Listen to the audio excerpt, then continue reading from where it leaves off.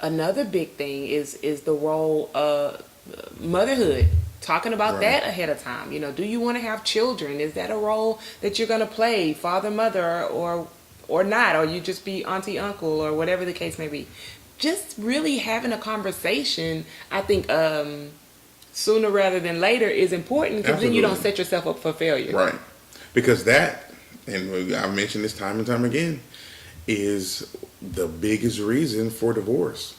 Unmet expectations.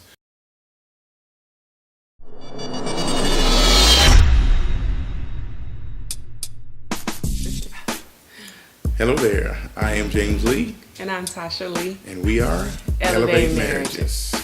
Marriages. Happy New Year! Happy New Year. Happy 2019. Oh my goodness, does time fly or what? Oh, wasn't there a movie? Space Odyssey, that was 2001. Space Odyssey. We way past that. And I don't know if I saw it. Anywho, 2019, they don't even sound, next year is 2020. I know! That's so crazy. It is super crazy, but here we are. That's right, here we are. Somebody's getting old.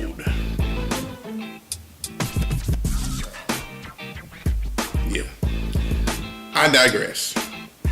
We are, of course, into the new year, and we wanted to just come back to you to talk a little bit about this marriage thing, more about this marriage thing. That's right.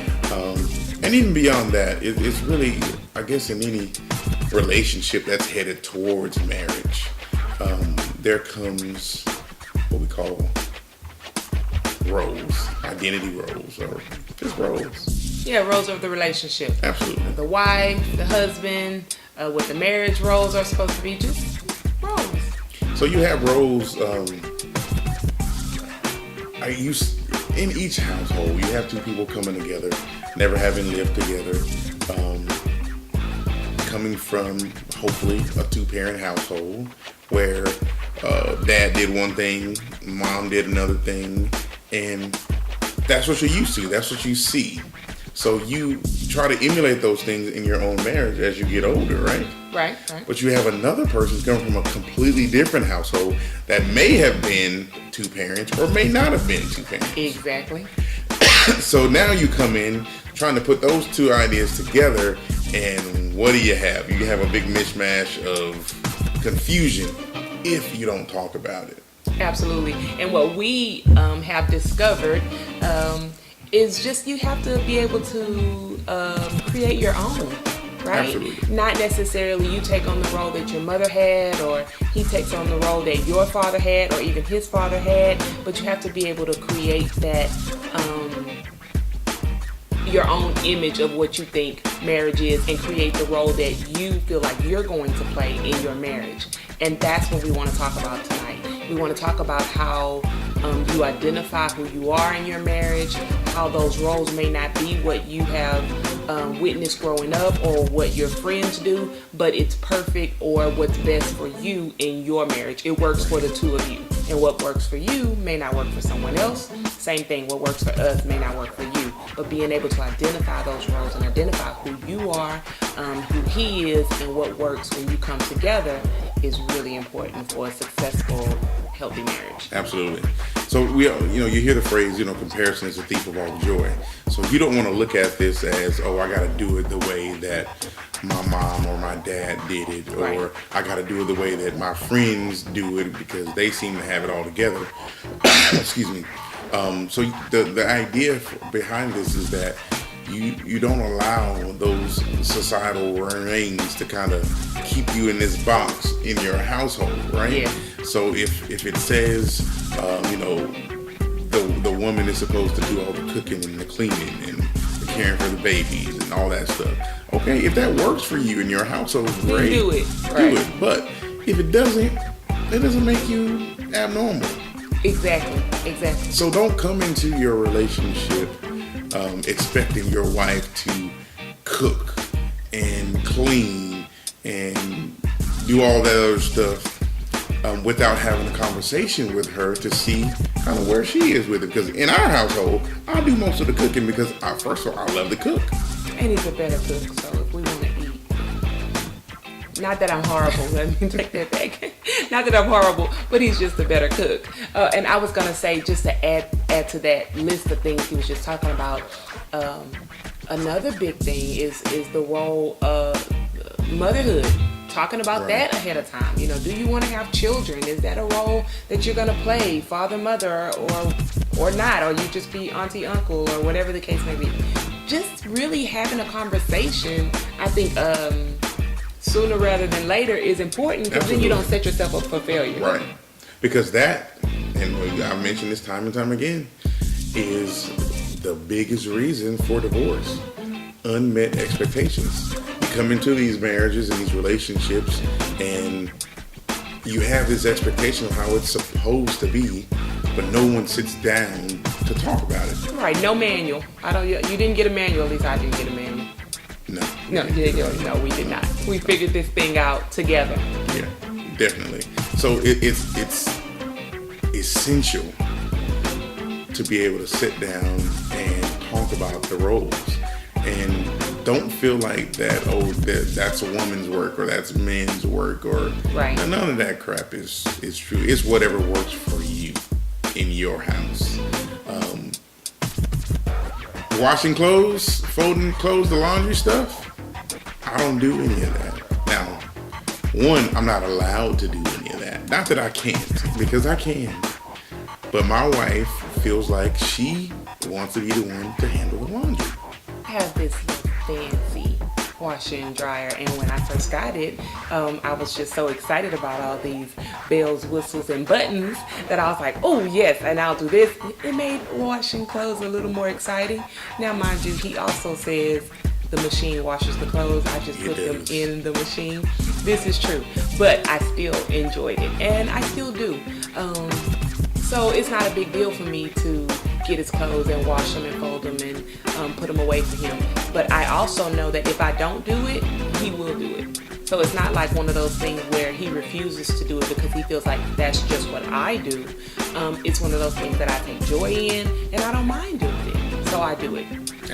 I think that's the same thing with the cooking. Now, we may not eat as much, may not have as much variety if I cook, but it doesn't mean that I can't, or that I won't. That's the deal. It's that I won't do it because that's his job. That's not the case. That's not the case. And being able to, just really identify those things that you're strong at and that I'm strong at, and then those are the things that you usually do. I also just, one of the other things, slightly outside, maybe outside of roles, I know that women are nurturers by design, right? By design. So I am maybe more nurturing with the kids, and I'm the huggy and the kissy and that kind of thing. So I do think that is part of my role, but I think that's just in me. I think James is more of a disciplinarian. When it's time to, put the hammer down, he's the one to do it, but he's naturally that way. So some roles you kind of fall into, but some roles definitely have to be discussed, right?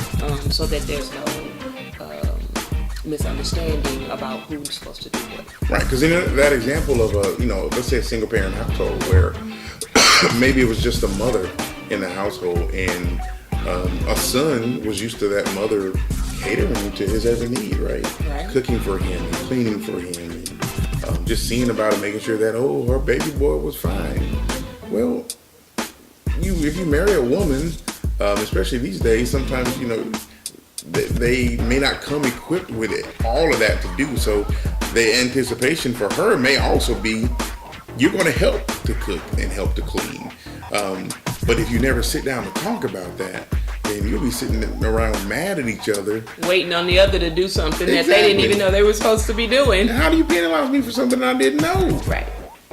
So it's just so simple to just sit and talk about it, to have a discussion. I don't mind cooking. I love cooking. She's the baker. She keeps us well fed with biscuits and cinnamon rolls and cookies and cakes and all things I like. Right? Yes, she kills it with that, and we love it. I have no problem with that at all. But she doesn't take out the trash. That's That's nothing that I even expect her to do. That's the car stuff. Getting the oil change, taking it to the shop. Now, mind you, that may be okay for some of you ladies out there, but as for my wife, I handle the things with the car. Registration and title such and all that. I don't even know if she... And he's good at that, right? Because he remembers those things and he knows... well, I guess, of course, it does say you're out of gas, so the car tells me. She don't always listen to that. This is true. But he's good at those things. So if he's good at those things, he can do those things. And I don't mind relinquishing my car duties to him. If I had to, of course I would. But the fact that we talk about it and that that's something that he's going to be responsible for, great. But if he needs my support with any of it, honey, bring the car to brake check so we can get the brakes checked or whatever we need to do. I'm willing to help if I need to. But as far as defining who normally does that in our home, that is him. Another thing, your finances. Who handles the finances? Is it a joint effort? Is it on one individual versus the other? Right. And I'm not talking about the paying of bills, but just the organization of it. Because I think collectively, you as a team, your money is each other's money, right? Mm-hmm. At least that's how it should be. That's what we believe. But one person may be a little bit better with organizing the numbers or keeping everything paid when it's time to get it paid, or more of a better budgeter than the other one. Yeah, maybe not shopping as much as the other one. I don't know what he's talking about. Really, that's what we're doing. I'm just talking That's about what we're doing. to the people. Whatever. But nevertheless. But the idea is that you do it together. You do it as a team. You identify those roles, talk about it. Now, I will say this, it wasn't as prevalent when we got married, or even not available, I would say, when we got together. But making sure your credit is in line, man, because, that is a piece too, making sure that one isn't that overextender. And it ends up affecting the two of you as a team. As a team, exactly. Right. So it's important to make sure that you have those conversations. I mean, it's as much as important as having kids and where you want to live and all that. Just church you go to. Right. And good segue into what else I was thinking. Now, ladies, you may not like what I'm about to say. Uh-oh. It is what it is, and I mean, you're listening to me, so it's my opinion that we put out every time we come to you.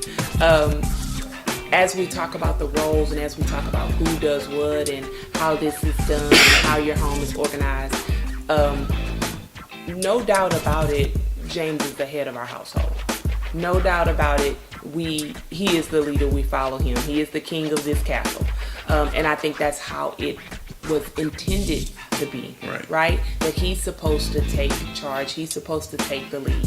Now, very much so in this home, he talks to me and includes me and wants my opinion and the whole 9 yards. But the buck stops with him, right? So we can go back and forth and I can present my case, so to speak. But at the end of the day, he's going to do what's best for the team, and he makes that final decision.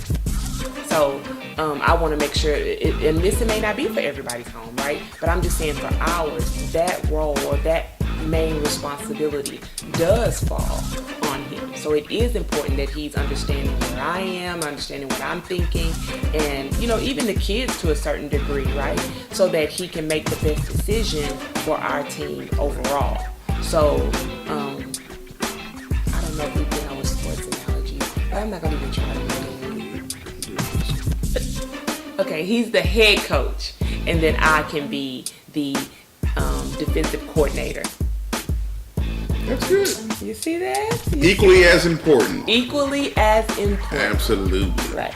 But we handle different things, and we come together to make sure that the best is done for the team. Absolutely. And with that said, guys, gentlemen, with great responsibility Like there's a great efforts. There's a great. It may not go the way you planned all the time, so you got to take it, the good, bad, and the ugly, with it. But you don't toss your weight around with you being that final say so, or that that head of your household. Right. You want to be inclusive, and you want to be compassionate, with your wife. So that she does feel included, even with you making the final decision. Ultimately, I do make the final decision, but it's typically going to be pleasing to what she wants to do. So it's not. That's just kind of how it ends up going. If it's something just kind of way in left field, I say no, we're not going to do that. But me way in left field. Yeah, sometimes. Yeah. Remember the video, all those pillows he's looking at Sam's? But nevertheless, sometimes you got to make those executive decisions, and everybody's not always happy with it. So it is what it is. And that goes back to trust. And I don't want to get off too much on a tangent with that topic because we have talked about it. But when I know that I can trust him to do what's best for us as a whole, then I don't mind relinquishing some of that. Right. I don't mind saying, okay, that's fine if that's what you think is best. And for us especially, he was messing around about the budgeting and the spending and that kind of thing. But especially when it comes to things like that, because he is more of the money man, more of looking at the numbers and things of that nature, where I may not look at it, in that way. But because he's good at it, okay, I want him to shine, because I know in the end it's going to be what's best for all of us. Right. So, in a nutshell, there is the rub. The roles. Identify them, discuss them, and then wear them well. And don't be afraid to, and I know we were probably about to wrap that up, but another thought came to mind. As you grow in your marriage, and mind you, this year, James and I will celebrate 20 years. As you grow in your marriage, your role that you played in year 1, I guarantee you will be different in year 5. And it may change again in year 6. Absolutely. And flip back to 1 in year 8. Yep. Because as you grow, as you mature, as you learn each other, as you grow deeper in this marriage, your roles may change and your thought process may change, but be able to come back to the table, communicate that again, and decide, okay, now what are we doing? Now where are we going? How does this look? I know we used to do it this way, but now we can do it this way. Be flexible enough to work and change together as you grow. Right. And again, that's what allows you to have a long-lasting, loving, and healthy marriage. Absolutely. That was good. I'm glad you added that. Because they do change. They do. It's an ebb and flow kind of deal. So, with that said, we wanted to wrap this up with you guys about the roles. We'll be bringing more topics to you. If there's anything you want us to talk about, you can reach out to us at thelees@elevatemarriages.com. Yes. Any of our social media pages, Facebook, Instagram, Twitter, YouTube. Getting that YouTube channel going a little bit. And then the podcast. The podcast. On iTunes cool. and Spotify, we're on there as well. If you can't watch the videos, put it on and listen. Right. So yeah, we look forward to bringing you good content, and we want to walk in a way where we can be examples for you and for those that you recommend to us. So share with whoever you can think of. Yes. And who might be in need. Until next time, I'm James Lee. And I'm Tasha Lee. And we'll talk with you later. Bye. Peace.